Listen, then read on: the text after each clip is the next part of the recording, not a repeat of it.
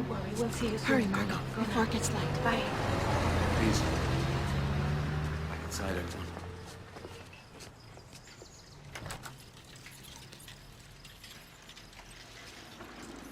Everything will be fine. You'll see. Leave it. Leave everything.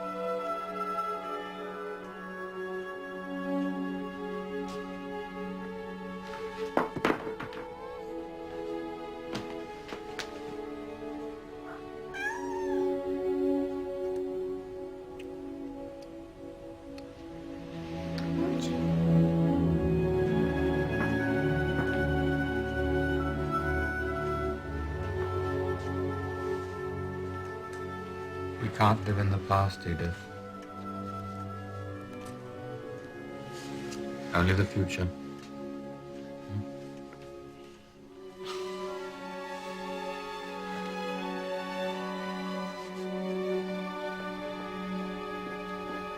Anne, quickly, please.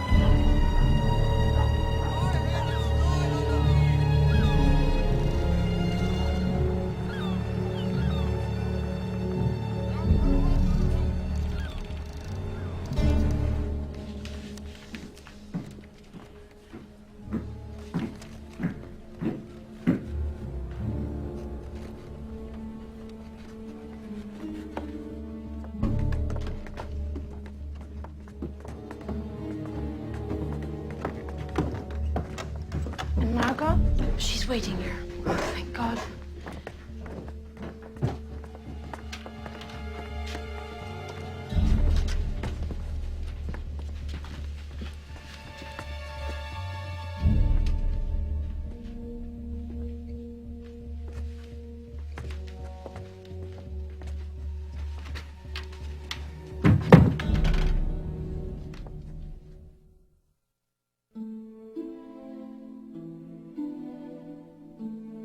Dear Jacqueline, you're the only person I can tell about what happened. But you must promise not to say a word to anyone. Don't answer any questions about where we've gone. If you do, it could be very dangerous for us. Since you've never had to disappear, I'll try to give you an idea of our life. I call our hiding place the Secret Annex. And strange as it may seem, it's actually quite cozy here. You'd be surprised to find out that we're just above Daddy's office. Up the back staircase and behind a small door. Open the door, take one giant step, and voila! Daddy and Mummy's room is right behind the staircase.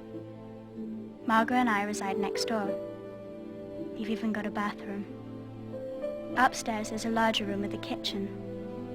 The Van Pelses sleep there at night, but during the day it's a big living room. You have to stay upstairs as long as the workers are still in the building. Peter Van Pels has a room off to the side, much smaller than mine. And there's an attic for storage. There are warehouses on both sides of us and neighbors all around. We have to be invisible day and night. Still see lights, sweets. At first, it was only Daddy and me doing most of the work. Mummy and Margot eventually got over their shock and started to help. Shirts. It was amazing to see how many of our things Daddy had managed to sneak away. I wasn't the only one who brought my memories with me. Daddy kept his old soldier's trunk. It was hard for all of us not to think about the life we'd left behind. I miss my old room, but at least I have my movie stars to keep me company. With a little luck, we can all be happy here until we go back home. And now our annex really is secret. Mr. Kugler and Mr. Kleiman had a bookcase built in front of our little doorway. You have to be careful when you go downstairs to bend down low and try not to bump your head. Everything was ready by the time the Van Pelses arrived on July 13th. Here. Well done, man. Come in. I need oxygen. Well, I told Mr. Van Pels that I'm not going anywhere without my little Poppy. Peter Van Pels, dope that he is, brought his cat. Even though Daddy told him not to. Mrs. Van Pels asked me to love Peter like a brother. But that's impossible. Mummy says he's shy, but I think he's rather boring. Now we're to have another guest. The other day, Daddy announced we have an opportunity to save one of our acquaintances. Mr. Pfeffer has asked me about a hiding place. Now, we know this will only add to your worries, so the final decision rests with you. It's just as dangerous for 7 as it is for 8. So we're agreed. From what we can tell, Mr. Pfeffer is quite congenial. For a dentist, anyway. That's all I had better write for now. I'm sure we'll see each other again, Jacqueline. But probably not before the war's over. Until then, a little kiss from your best friend, Anne.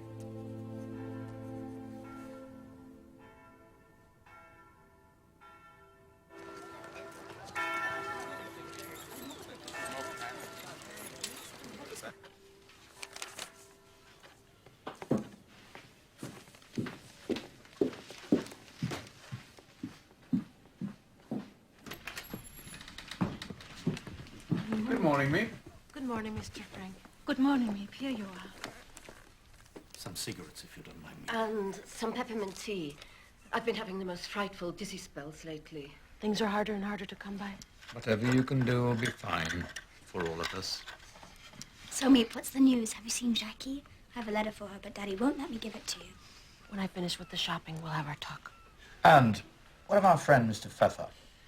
He can't come tomorrow. He has patience. The idea. What nerve. Tomorrow's Friday. Tell Mr. Pfeffer we will expect him Monday. That'll give him time to settle his affairs, but not a day later. I'll see to it.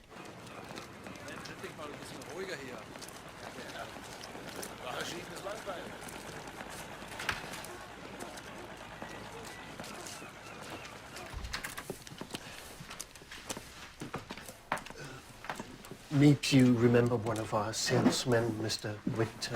Mrs. King? May I take your coat? How are sales in Everson? Oh, what? Bad. Everson. Very bad. I hear the reports.